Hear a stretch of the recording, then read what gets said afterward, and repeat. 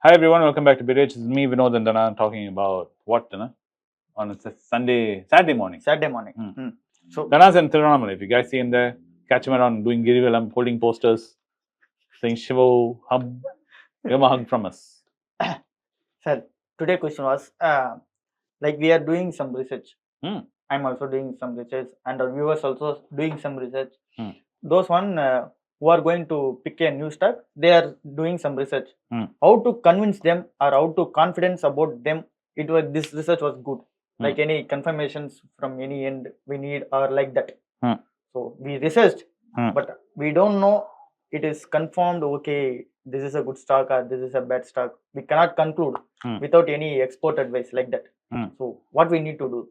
When you have done your research, you're asking how to confirm if what your research was done was correct or wrong. Correct or wrong? Well, what did you research first of all? Then I'll tell you how to find out if it's correct or wrong. Like research method. No. What did you research? Was it a numerical research or was it a subjective research, meaning you did background check on the promoter? That is one research.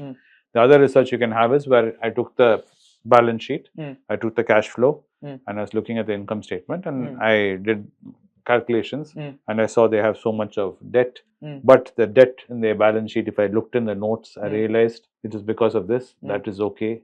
So is what I'm assuming it's okay, is that correct or wrong? That is a doubt you could have.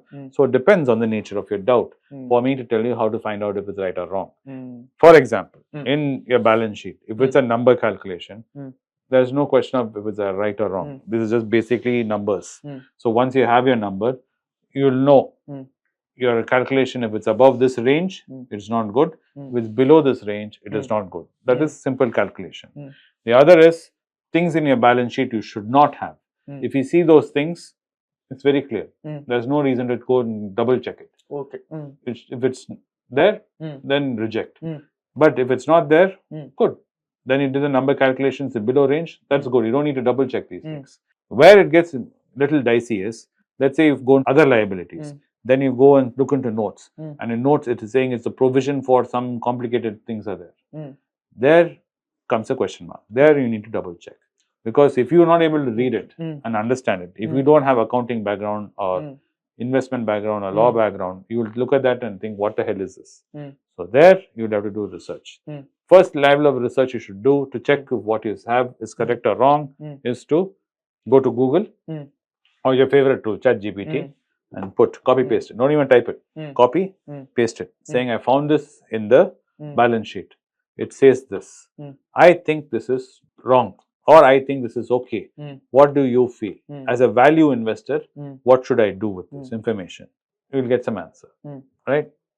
After you get that answer, verify and check. Online, go read and see, is this true? ChatGPT is saying this kind of thing, it's not something I should worry about. Copy paste that answer into a Google search, a whole bunch of websites will appear. Click any one of them, start reading. Go back to the search, take the second one, read it. By then, you should really know if this is a good thing or not.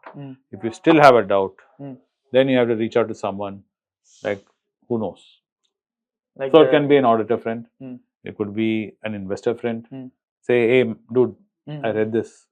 What do you think? I think this is what I found out online. I tried ChatGPTing it, but I've got even more confused. I'm not able to understand. What do you think? So you have a discussion. Okay. So can I tell my procedure, like what I done for the Dr. Reddy or Natco? It was a basic. So those one who are watching, anything they need to add, anything you are going to modify like that. So first, if I am taking Dr. Reddy or Natco, anything. So first understand the business model.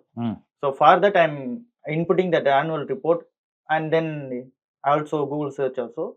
So what was the business model, what they have done, and then who are their peers and competitors, and then how that company differs from the other companies, like that basic model. And then when they were started, what was the motive for the company, how they were started, and whom all are at the time of started, and the founder and that company, and then family, like that. And then that annual report, same thing. So we are pasting that annual report, and then we are concluding with the revenue distribution, like how much of revenue comes from the each segment, and then other global presence also we are checking like that. Hmm. Okay, so if we are taking, especially in the pharma companies, mainly the revenue comes from the US. So 50%, 40% like that. So okay, it was a dollar related company and dollar dependent company like that we are concluding. So after that, and then we are going for the who was running that currently, who are running that bank, not pharma company.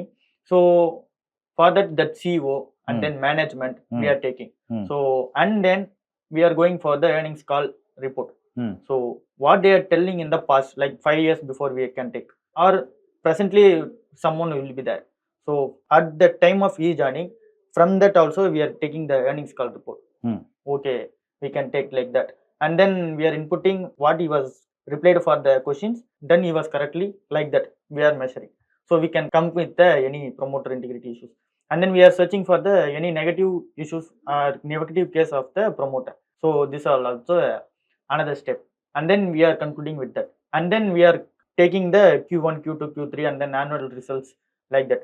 So and then dividend payout like that we are taking. So they are making a profitable company or they are running in a negative company like that we are concluding, we are taking like that. So that's all. So basically, yeah, but well, I'll tell you where your issue comes. You do all these things, right? You did this, then you analyze the quarter, you then checked out the dividend, and everything is tick, tick, tick. Then what happens is you get questions about your own decision. Self-doubt. Self-doubt. Every single investor has it. Even Warren Buffett has it. Even George Soros has it. Even Anand Srinivasan has it. You? Everybody. Even I have it. Right? So it is foolish to question self-doubt. Self-doubt is good. You know why self-doubt is good? That means you care about what you're doing. You care about your money. You care about how it's being invested. And you're invested in your investing. My friend Arun over there doesn't care. If I tell him go put Natco, he'll say, then he'll buy. Then tomorrow if it goes down and say, sir, why? It's gone down. You told me, you said market bottom, now what? So the answer will be you told. Correct. So that way the responsibility, ownership is not yours. It's someone else's fault. Someone else. Yeah. It's a common human thing to suffer from. And if you feel it, that means you're a good investor. Constantly checking and having doubt, that makes you a solid investor. That's why a batsman, a great batsman, even Tendulkar, will keep looking back at his guard. He'll ask the umpire, 1, 2, he'll ask, then he'll hold the bat, he'll tell him, then he draws it. He keeps redrawing it. If he was such a great batsman, why is he drawing it so many times, sir? He knows, no? So long he's been playing for, he could just know where the stumps are. How come he doesn't know where his stumps are? Some you're saying he's a great batsman. 16 years he's been playing from. Constantly asking the leg umpire, asking the umpire to guard. Why? Because he checks. That's why he becomes great. Because you always keep checking. Nothing wrong in it. Doesn't make you a bad investor. So don't worry about it. Having self-doubt is good. And you did all the right things. Then you have to have faith. You've taken the guard. Everything is done. You know you can bat the ball. Now when the bowler bowls, you must bat. Same way you did all the research. You've done everything. We had a bit of doubt. We double checked. And you're sure you're for your numbers. Now it's time to invest. So start slow. Okay, sir. First few balls you keep stroke. Put defense. First ball IPL and T20 you don't try and hit 6, no? Opening batsman. Only Shavak, only. He's different. Okay.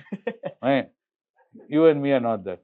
What we do, warm up. They'll say take a few balls. Doesn't matter. Understand. It's not going to be end of the game. Yeah. Just get a feel. Get the crowd. A lot of anxiety. Get your nerves. They say no. So invest 1 share, 2 share, buy. That's the whole point of Tiffin Coffee in investing, to help you get over your nerves. Okay, sir. So as a beginner, this was good.